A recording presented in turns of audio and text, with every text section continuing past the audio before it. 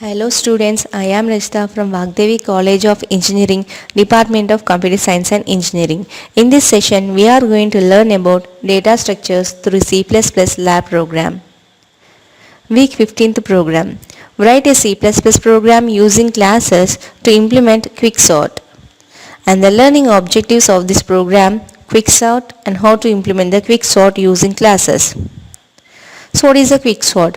A quicksort is called as partition exchange sort is an efficient sorting algorithm compared to other algorithms. And it is developed by British computer scientist Tony Hoare in 1959 and published in the year 1961.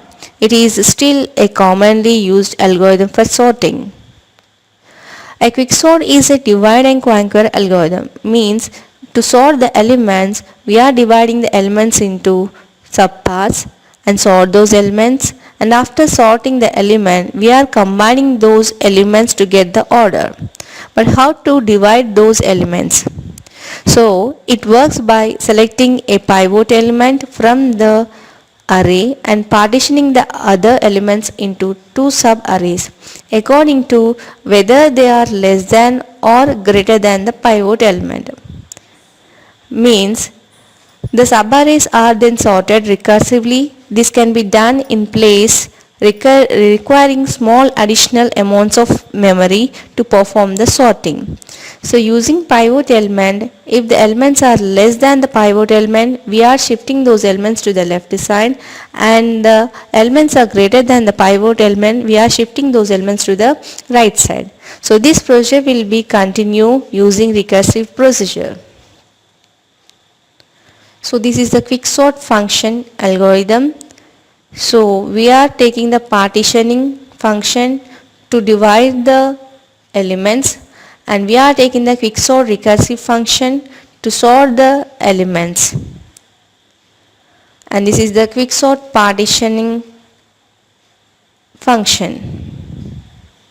And we are taking the for loop and if condition here, and in this for loop we are going to check that whether the element is less than or equal to pivot element. If it is less than, so we need to swap the elements and we need to increment the value. If it is not like that, so just swap the element here and return the index position of that particular element. Quicksort function. So what is the procedure to sort the elements using quicksort? So these are the steps. So in step 1, after selecting an element as a pivot, which is the last index of the array, in this example I am taking it as a last index position as a pivot element, we divide the array for the first time. Step 2, in quicksort we call this partitioning. It is not simple breaking down of arrays into two subarrays, but in case of partitioning, the array elements are so positioned that all the elements smaller than the pivot element will be on the left side of the pivot, and all the elements greater than the pivot will be on the right side of it. So what is the step 1? First we need to select the pivot element. So you can select the pivot element as our wish, means either you can select the left first element as a pivot element, or last index position element as a pivot element, or randomly you can pick one element as a pivot element. So in this example I am taking the last element as a pivot element. Then what is the step 2 here? So after selecting the pivot element, so we are comparing the pivot element with the remaining elements. So if the elements are less than the pivot element, we are shifting those elements to the left side. If the elements are greater than the pivot elements, we are shifting the elements to the right side. So that is the second step. And step 3, and the pivot element will be as its final sorted position. So after taking the left side values less than and right side values greater than the pivot element, and the pivot element will be placed in the correct position. So that is the step 3. And step 4, the elements to be left and right may not be sorted. So here we are placing the pivot element as a correct position, but the left hand side of the pivot element may not be in a sorted order. So right side also may not be in a sorted order. Again we need to divide that left side part into the partition, and again we need to sort those elements, and come to the right side, again we need to divide that subarray into the two parts, again we need to sort those elements. So this procedure will be continued. So what is the step 5? Then we pick subarrays, elements on the left of pivot and elements on the right of pivot, and we perform partitioning on them by choosing a pivot element in the subarrays. Let us take one example for quicksort function. So I am taking the size of the array as 7. So totally 7 elements, and the elements are 10, 80, 30, 90, 40, 50, 70. So and the index positions are 0 to 6. And among these elements I am taking the last position element as a pivot element. And the last element is here 70, and I am representing the pivot element in the red color. Now we need to divide this array into parts using this pivot element. We need to compare this pivot element with all the elements of the array, and if the element is less than 70, shift that element to the left side. If the elements are greater than 70, shift those elements to the right side. Now what is the next step here? So after shifting the less values to the left side and greater values to the right side, and I am placing the pivot element in a correct position, means the 70 is sorted. Now we need to sort the left side part and the right side part now. Now once see the left side part here, we have elements, 4 elements, 10, 30, 40, 50. By luckily we have a sorted elements on the left side of a 70, but we need to follow the procedure of quicksort here. So we have two subparts for the 70, that is 10, 30, 40, 50 and 90, 80. So now come to the left side part, we have a 4 elements, 10, 30, 40, 50. Among these I need to take the last element as a pivot always. So what is the last element here? 50, and it is acts as a pivot element. And we need to compare this 50 with the remaining elements of the array here. So if you are comparing the pivot element with the remaining elements, and 50 is in the same position, so it is in a correct position. Now we don't have any right side part here. Now come to the next one, we need to take the left side part here again, 10, 30, 40. We need to take the only 3 elements now, 10, 30, 40. Among 10, 30, 40, we are taking the last element, that is 40, as a pivot element. Again compare this 40 element with the remaining elements of the array. Now if you are comparing 40 with the 10 and 30, it is in the same position only. So we don't have any right side part again. Again we need to take the left side part of this particular sub array, means we have only 30, 10 and 30. And I am taking the 30 as a pivot element here, because it is the last element in the subarray. Compare the 30 with the 10 element, it is in a correct position only. So again take this left side part here, 10, and it is acts as a pivot element. So compare with the pivot element with the same element, it is in a same position, it is in sorted order. Now come to the right side here, we have a subpart on the right hand side of a 70, it is 90, 80. And I am taking the last index position value as a pivot element, means 80 is a pivot element. Compare this 80 with the 90, it becomes the right side of a 80 here. So we don't have any left side part after sorting this one. So we have only right side part here.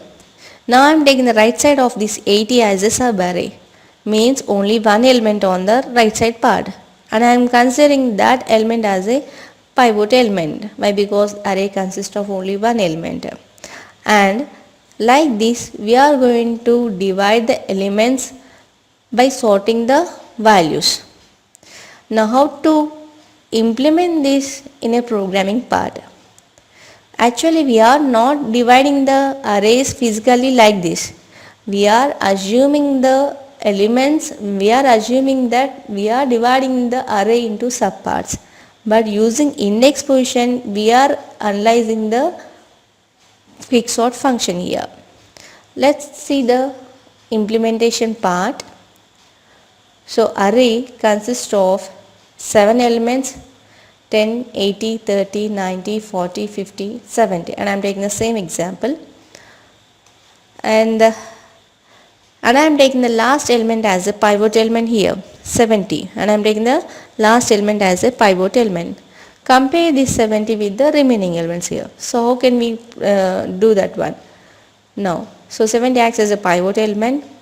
So I am taking the I value here, that is pointing to the first index, that is 0th index position. And I am taking j value also, it is also pointing to the 0th index position. So compare the 10 element with the 70 element. So what is the relationship between these two? So 10 is less than 70. So if it is less than pivot element, we need to swap the elements. But we are taking only one element, ij is pointing to the same element. So we need to swap the I and j position pointing value here, but both are pointing to the same element here. So if you are swapping the element, 10 is in the same position only. So after swapping the elements, we need to increment the I and j values. So now it is moving to the first index position. Now we need to compare the 70 element, that is pivot element, with the 80 element, that is pointing to the I and j value. Now what is the relationship between these two? 80 is greater than 70. So if the element is greater than pivot element, we need to increment the I value. Now we need to compare the 70 element with the 30 element now, that is I index position pointing value as a 30 value here. We need to compare the I value with the pivot element always here. So compare the 30 and 70 here. 30 is less than 70. So we need to swap the value. If the element is less than pivot element, we need to swap the value. Now, so how to swap the values? So we need to take some temporary variable, store the value, that is means we are swapping the I and j position element value, not the pivot element here. So store the 30 in the temporary variable, and in I index position store the j value, and in j index position store the I element value. So like this we can swap the elements using temporary variable. Then after swapping the elements, we need to increment the I and j values. Now we need to compare the pivot element with the I index position value, that is 90. 90 is, what is the relationship between these two? 90 is greater than 70. So if it is the element is greater than pivot element, just increment the I value. Now we need to compare the pivot element with the I index position value, that is 40. Now what is the relationship between these two? 40 is less than 70. In that case we need to swap the values, that is I and j pointing values we need to swap here. Means we need to swap 80 and 40 here. So how to swap that one? Using temporary variable. Store the I value into the I pointing value into the temporary variable, and store the 80 into the I pointing index position, and store the 40 into the j pointing index position. So like this we can swap the values. Then after that, after swapping the values, we need to increment the both j and I values. Now we need to compare the pivot element with the I pointing index value, that is 50 and 70. What is the relationship between these two? 50 is less than 70. Again we need to swap the I and j values here by using some temporary variable. Store the 50 in temporary variable, store the 90 in 5th index position, that is I pointing index position, and store the 50 into the j pointing index position. Then increment both j and I values here. Now compare the pivot element with the I index position, that is now pointing, pivot element and in I index position pointing to the same value, that is 70 here. So in that case no need to compare the values, but because both are pointing the same value, but we need to swap the I and j values. Why? Because automatically the I and pivot element pointing value is less than the j value here. So we need to swap the I and j value positions here. So swap the values here by using temporary variable, store the 70 into the temporary variable, store the 80 into the ith index position and store the 70 into the jth index position. So after first pass, the 70 is in a correct position. Now you can observe the array here. Left side of 70 elements are less than 70 and right side of 70 elements are greater than 70. Now means we are placing the 70 in a correct position. So this is the first part or first pass of a sorting technique. Next we have elements like this after first pass, means after placing the first pivot element in a correct position. So left side we have a 10, 30, 40, 50 elements less than 70 and right side we have a 90, 80 elements greater than 70. Now same procedure we need to apply for these subarrays also. Now I am taking the 10, 30, 40, 50 as a subarray. I need to apply this quicksort function technique to this particular subarray. So in this case I am taking the last element in this subarray. So what is the last element in the subarray? 50 is the last element. So I am taking the 50 element as a pivot element. So compare this pivot element with the I and j position value here. Both are pointing to the 0th index position initially. Now compare the ith index position value, that is 10 value, with the 50 element, and what is the relationship between these two? Less than. So if it is less than, we need to swap the I and j values. But I and j values are pointing to the same value, that is 0th index position. So after swapping, it is in the same location, 10 only. Then after that, increment the both I and j value. After swapping, we need to increment the both I and j values. So compare the 8th position value with the pivot element. Again the relationship is less than 50. Swap the values and both are pointing to the same location I and j values here. So we are swapping the 30 with the 30 only and move to the next index position. Again compare the 8th position value with the 50 element. It is the relationship, it is less than 50. The relationship between 40 and 50 is less than 50. So we need to swap the 40, that is I and j index position values, but both are pointing to the same index position. So we are swapping the 40 with the 40 element only. Then increment the I and j values after swapping. Now I, j and pivot element all are pointing to the one element only. So in that case, we need to swap the I and j values here. So after swapping, 50 is in the same position only. Now, next pass, we need to take the sub part, that is 10, 30, 40 as a subarray. So take the 40 as a pivot element. Then next pass, 10 and 30 is a subarray, take the 30 as a pivot element. The next pass 10 is only one subarray, one element in the subarray, so take the 10 as a pivot element. So like this we need to proceed for the remaining elements also. So I am not going to show that one, but I am taking the right side part here. So what is the right side part here? Here we have a 90 and 80. Why? Because 70 is already placed in the correct position. So I am not going to consider 70. Why? Because already in first pass we are placing the 70 in a correct position.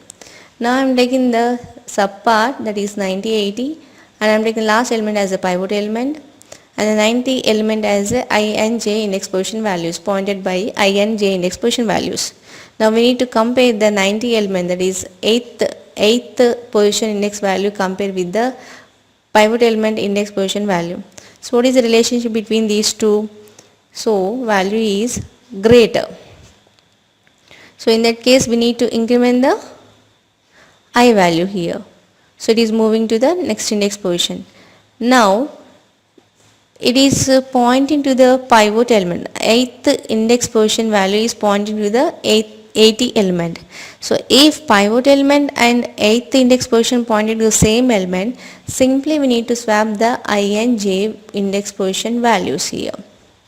Why? Because automatically this position value is greater than the 8th or pivot element index position. So swap these two elements by using the temporary variable. So place the 80 in the temporary variable, shift the 90 to the last index position, place the 80 in the 5th index position. Now 80 is in the correct position, 90 is also in a correct position. So all the elements in the array is now in a sorted order. So like this we can sort the elements using the quicksort function. So we have two functions here, partitioning and quicksort. By using partition we need to divide the elements, and using quicksort we need to sort the elements. Now what are the advantages of a quicksort here? So it is efficient algorithm compared to remaining algorithms. So if you are taking the large number of values, it is very efficient. Suppose if you are taking insertion sort, so it is less efficient compared to quicksort. Why? Because for less number of values insertion sort is sufficient. But if you are taking the large number of values, and the quicksort is very suitable. And memory space here, so it requires less memory space compared to other external sorting algorithm. Why? Because for external sorting algorithms we need auxiliary memory, that is secondary memory, but come to the quicksort, no need to take the auxiliary memory. Using main memory only we are going to swap the elements, so memory space is less only. So these are the advantages of a quicksort. Then what are the time complexity of this particular algorithm? So in worst case time complexity it is big of n square, and best case time complexity it is big of n log n, and average case also it is big of n log n. So in best and average cases we have only big of n log n only. So it is very suitable and it is very efficient to sort the elements in a less time. Now we'll try to execute the program. This is the quicksort program using classes, and we are taking the four functions: get array, quicksort, and partition and display. And using get array we are going to read the values into array, and using quicksort we are going to divide the elements and sort the elements using partitions here, partition algorithm. And this is the display function to display the values of an array, and this is the main function. Now try to compile the program and run the program. So how many elements you need to sort? Suppose I am taking the 7 elements. I am taking the elements here. Enter the elements. You need to sort 50, 30, 60, 40 and 70. Now this is the output after sorting the elements: 10, 20, 30, 40, 50, 60, 70. So like this we can sort the elements by using quicksort function here. Now try to exit from the program. So like this we can execute the quicksort program. So it is very efficient algorithm compared to other types of algorithms, and the time complexity of this algorithm is big of n log n. Thank you.